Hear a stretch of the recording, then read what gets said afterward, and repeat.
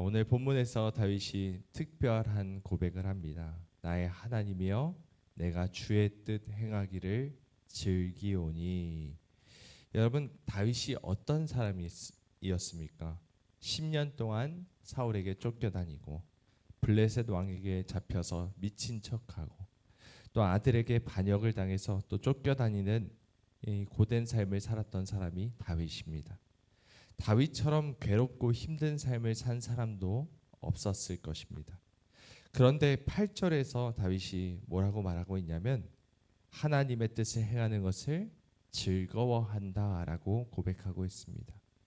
여러분은 우리는 어떻습니까? 하나님의 뜻을 행하는 것, 하나님의 뜻대로 끌려가는 것, 이것이 나에게 즐거운 일입니까?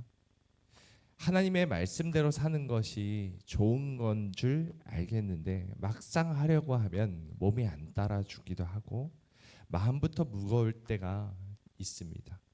그러다 보면 왜 나는 안 될까라고 자책하게 될 때도 있죠. 그런데 다윗은 어떻게 이런 마음을 갖게 됐을까요? 우리가 어떻게 하면 기꺼이 즐겁게 하나님의 뜻을 행할 수 있을지 오늘 본문 말씀을 통해 깨닫길 원합니다. 우리 다시 한번 8절 말씀 읽어보겠습니다. 시작.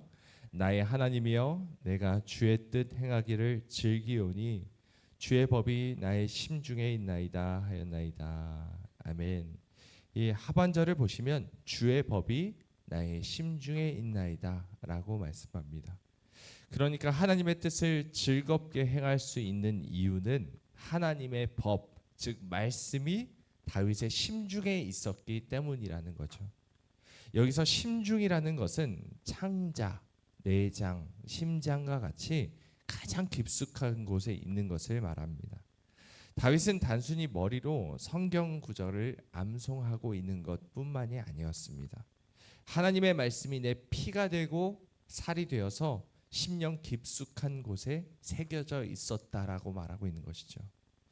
우리가 왜 하나님의 뜻을 행하는 것이 힘들까요? 그것이 말씀이 내 머리에만 머물러 있을 때가 많이 있기 때문입니다.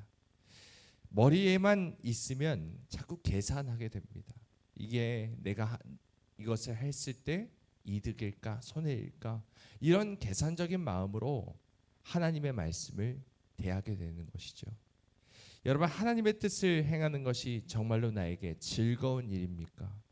솔직히 말해 때로는 하나님의 뜻이 내 생각과 부딪혀서 짐처럼 느껴질 때가 있고 하기 싫은 숙제처럼 느껴질 때도 있지 않습니까?